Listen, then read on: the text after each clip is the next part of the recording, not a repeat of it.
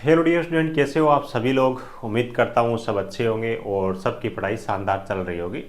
तो प्यारे बच्चों, आईटी और डिप्लोमा के लिए कंटिन्यू वैकेंसियों का दौर चल रहा है और उसी दौर में एक और शानदार तकनीकी भर्ती में बोलूँगा।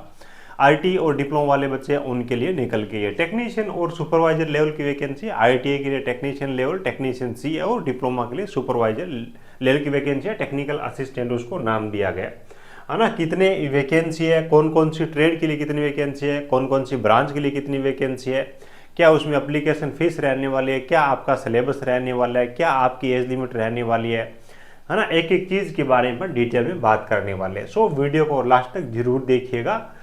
और भर्तियों के नोटिफिकेशन और सभी प्रकार की अपडेट हम हमारे टेलीग्राम चैनल पर भी शेयर करते हैं। वीडियो के नीचे आपको लिंक मिल जाएगी, उसको भी आप जरूर ज्वाइन कर लीजिएगा। ठीक है, ऑलरेडी 14,000 के आसपास में बच्चे ज्वाइन कर चुके हैं।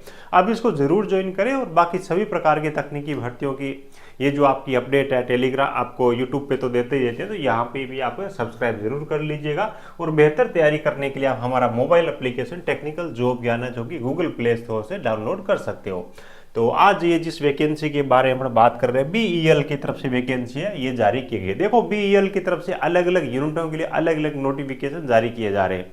वैसे देखें तो ये चीज़ बहुत गलत है, एक साथ सभी यूनिटों की भर्ती करवाएं तो एक फॉर्म में काम चल जाए, जबकि इन्होंने सिस्टम ही कुछ इस हिसाब का बना रखा है। कुछ छोटी बड़ी वैकेंसियां पहले भी आई थी, जिनके बारे में मैंने आपको डायरेक्ट टेलीग्राम के अंदर नोटिफिकेशन शेयर किया था। और ये वैकेंसी वो है जिसकी तैयारी करें तो कोई दिक्कत नहीं है, यानी कि नंबर ऑफ वैकेंसी है वो भी काफ़ी अच्छी है आईटी और डिप्लोमा दोनों के लिए। तो इसलिए मैं ये वीडियो लेके आया हूँ। मिनिस्ट्री ऑफ डिफेंस का डिपार्टमेंट है, यानी कि डिफेंस के लिए जो उपकरण बनाने का काम करती है भारतीय इलेक्ट्रॉनिक्स लिमिटेड, जो कि नवरत्न कंपनी है। ठीक है, यहाँ पे आपकी जो वैकेंसी है वो परमानेंट बेस पे वैकेंसी है, ये भी ध्यान रखिएगा। आज ये वैकेंसी के बारे में, पे स्केल के बारे में, एजुकेशन क्वालिफिकेशन में डिप्लोमा वाले जो बच्चे हैं ना, जिनके पास में 3 साल का इंजीनियरिंग का डिप्लोमा, इंजीनियरिंग असिस्टेंट ईएटी के नाम से यहाँ पे वैकेंसी है। अलग अलग ब्रांच के लिए अगर अपन वैकेंसी के बारे में बात करें, देखो इलेक्ट्रॉनिक्स है उसके लिए भी यहाँ पे 40 वैकेंसी है, जिसमें वैकेंसी आती नहीं है सरकारी। उसके बाद मैकेनिकल के लिए 29 वैकेंसी है, कंप्यूटर साइंस के लिए 5 वैकेंसी है, इलेक्ट्रिकल के लिए 6 वैकेंसी है, और टोटल डिप्लोमा के लिए काफ़ी अच्छी वैकेंसी है, 80 वैकेंसी। और किसी प्रकार का एक्सपीरियंस या फिर अप्रेंटिसशिप डिप्लोमा वाले बच्चों को नहीं चाहिए। उसके बाद देखो एज लिमिट है वो भी ठीक ठाक है। अनरिजर्व कैटेगरी के लिए 32 है, ईडब्ल्यूएस के लिए 8 है, ओबीसी के लिए 22 है, एससी के लिए रिजर्वेशन पैटर्न दे रखा है कि इन्होंने रिजर्वेशन ये पैटर्न है। तो एससी एसटी की ये वैकेंसियों का है ना, टोटल जो ये वैकेंसी दिखाई गई ना, उनमें से इन कैटेगरियों के लिए इतनी इतनी वैकेंसी है बताया गया। एज लिमिट आगे बारे में आगे अपन बात कर लेंगे। उसके बाद देखो पे स्केल के बारे में बात करें तो 1 साल का आपका ट्रेनिंग पीरियड रहने वाला है। जैसे ही आपकी ट्रेनिंग कंप्लीट हो जाएगी तो उसके बाद में आपकी 24,500 बेसिक रहेगी। ठीक है, और बाकी सारे अलाउंसेस वगैरह भी भारत सरकार के नियमानुसार आपको मिलते जाएंगे। ठीक है, तो ये आपकी टोटल मिलाकर के 80 वैकेंसी है इंजीनियरिंग असिस्टेंट ट्रेनिंग के नाम से, जो कि डिप्लोमा वाले बच्चों के लिए। अगली जो वैकेंसी आ रही है टेक्नीशियन ग्रेड सी के नाम से वैकेंसी है। ये वैकेंसी आईटी वाले बच्चों के लिए। योग्यता देखिए 10th आपने कर रखी है, उसके बाद में आईटी और 1 साल का अप्रेंटिसशिप का एक्सपीरियंस है वो यहाँ पे कंपलसरी किया गया है। यानी कि आईटीआई के बाद में अप्रेंटिसशिप जिन बच्चों के पास में है वही बच्चा इसका फॉर्म वो भर पाएगा, विदाउट अप्रेंटिसशिप नहीं भर पाएगा। इलेक्ट्रॉनिक्स मैकेनिक के लिए 46 वैकेंसी है, फिटर ट्रेड के लिए 26 वैकेंसी है, मशीनिस्ट की 4 वैकेंसी है, इलेक्ट्रीशियन की 6 वैकेंसी है, और टोटल मिलाकर के 82 वैकेंसी है। और इस नोटिफिकेशन की टोटल 162 वैकेंसी है ना। ये रिजर्वेशन के हिसाब से वैकेंसी। आईटी वाले बच्चों की बेसिक पे है वो 21,500 रहेगी। कहीं कोई दिक्कत नहीं है, 40,000 से अब वो आपकी सैलरी बन जाएगी, कहीं कोई दिक्कत इसमें है नहीं, और परमानेंट आपकी जॉब रहने वाली। आज ये उसके बाद में एज लिमिट के बारे में बता रखा है इन्होंने। एज की जो कट ऑफ डेट है आपकी 1/10/2025 ये आपकी एज की कट ऑफ डेट रहने वाली है। इसके अकॉर्डिंग आयु की गणना होगी 18 से लेकर के 28 वर्ष तक की आईटी डिप्लोमा दोनों बच्चों के लिए सेम अपर एज का क्राइटेरिया यहाँ पे रखा गया है। उसके बाद में अधिकतम आयु सीमा में छूट जो आपकी अदर बैकवर्ड क्लास एज है 5 साल की होगी। एससी और एसटी के लिए ये सब एज लिमिट के लिए यहाँ पे रिलैक्सेशन दे रखा है, तो आप अच्छी तरीके से इनको रीड कर सकते हो। नोटिफिकेशन आपको टेलीग्राम में भी दूंगा, कोई दिक्कत है। ईडब्ल्यूएस वाले बच्चे उनका जो ईडब्ल्यूएस का सर्टिफिकेट है वो आपका 2024-25 फाइनेंशियल ईयर है उसका माना जाएगा, जो कि यहाँ पे इन्होंने मेंशन कर रखा है। उसके बाद देखो एजुकेशन क्वालिफिकेशन का अलग से भी दे रखा है। तो आपके पास डिप्लोमा वाले बच्चों के पास में फ्रेशर्स डिप्लोमा वाले आवेदन कर सकेंगे, और आईटी वाले बच्चों से यहाँ पे 1 साल का जो एक अप्रेंटिसशिप कोर्स है वो भी माना गया है। और फॉर्म भरते टाइम आपसे परसेंटेज वगैरह ना वो वहाँ पे लिखवाएंगे। तो जिनके पास में अभी तक सर्टिफिकेट या मार्कशीट नहीं है, यानी कि अपीयरिंग वाले बच्चे, वो अप्लाई नहीं कर सकेंगे। इस चीज़ का आपको ध्यान रखना है।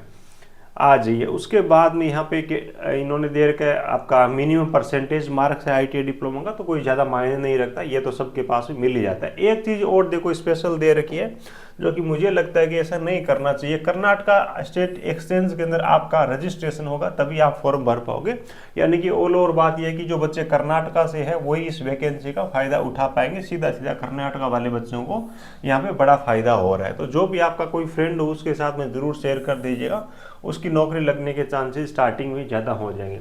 और कर्नाटका स्टेट एक्सचेंज में रजिस्ट्रेशन है एम्प्लॉयमेंट एक्सचेंज में 4/11/2025 को एक्टिव होना चाहिए, है ना। ये चीज़ है। मेथड ऑफ सिलेक्शन या फिर मोड ऑफ सिलेक्शन के बारे में बात करें तो CBT एग्जाम होगा, उसके आधार पे आपका सिलेक्शन होने वाला है, ठीक है। CBT एग्जाम का देखो इन्होंने पैटर्न दे रखा है।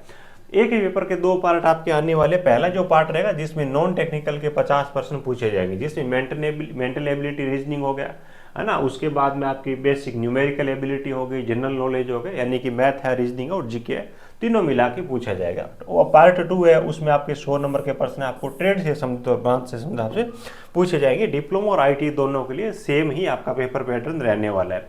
उसके बाद में आपका एग्जाम है वो नवंबर-दिसंबर 2025 में संभावित इन्होंने टाइम बता रखा है, तो वहाँ पे आपका एग्जाम है वो हो जाएगा। पे स्केल वगैरह के बारे में बता रखा है, वैसे मैंने आपको स्टार्टिंग में बताया ही है ना।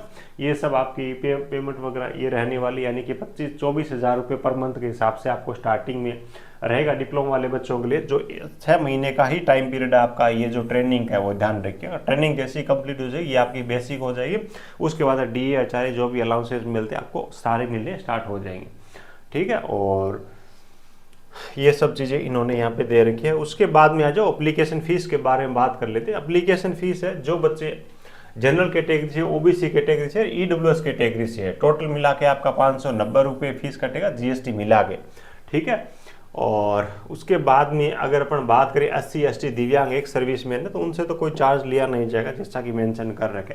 इनकी ऑफिशियल वेबसाइट है ऑनलाइन SBI पे, तो आपका पेमेंट हो जाएगा ऑटोमेटिक, है ना। और उस इनकी ऑफिशियल जो वेबसाइट है उसकी लिंक मैं आपको नीचे दे दूंगा, यहाँ पे शायद शो नहीं कर रखी तो नीचे दे दूंगा, ठीक है। वहाँ पे जाकर के आपको अप्लाई कर देना है ना। jobsupply.in, है ना, इस हिसाब से करके इनकी ऑफिशियल वेबसाइट है, वहाँ से आपको अप्लाई करना होगा। ये कुछ सामान्य कंडीशंस हैं जिनके बारे में अपने को बहुत ज़्यादा कुछ जानने की ज़रूरत है नहीं, है ना। आज ये और कोई इंपॉर्टेंट चीज़ दे रही है तो अपन रीड कर लेते। तो यही कुछ इसी हिसाब से लास्ट डेट फॉर अप्लाइंग, है ना। अप्लाई करने की जो लास्ट डेट है 4/11/2025 है। शायद इसके फॉर्म स्टार्ट हो गए, आप एक बार चेक कर लीजिएगा वीडियो के नीचे। और 4/11/2025 से तक आप इसके फॉर्म में वो अप्लाई कर सकते हो, ठीक है। अगर अप्लाई करना स्टार्ट नहीं हुआ है तो आप वेबसाइट को टाइम पे थोड़ा सा चेक कर लीजिएगा। और जैसी कोई अपडेट आएगी तो आपको टेलीग्राम पर भी भेज दूंगा। लेकिन 11वें महीने की 4 तारीख फॉर्म भरने की लास्ट डेट है। जो भी बच्चा एलिजिबल है, जिनका कर्नाटका स्टेट एम्प्लॉयमेंट एक्सचेंज में रजिस्ट्रेशन है, तो वो बच्चे यहाँ पे जरूर आवेदन करिएगा, उनके लिए वैकेंसी अच्छी खासी है। बाकी अदर स्टेट वाले बच्चों को भी निराश होने की जरूरत नहीं, आपके लिए भी अच्छी अपडेट है वो लेके आते रहेंगे, ठीक है। वीडियो अच्छा लगा हो प्यारा सा लाइक जरूर करिएगा। जो भी बच्चे नए आए हैं चैनल को सब्सक्राइब जरूर कर लीजिएगा।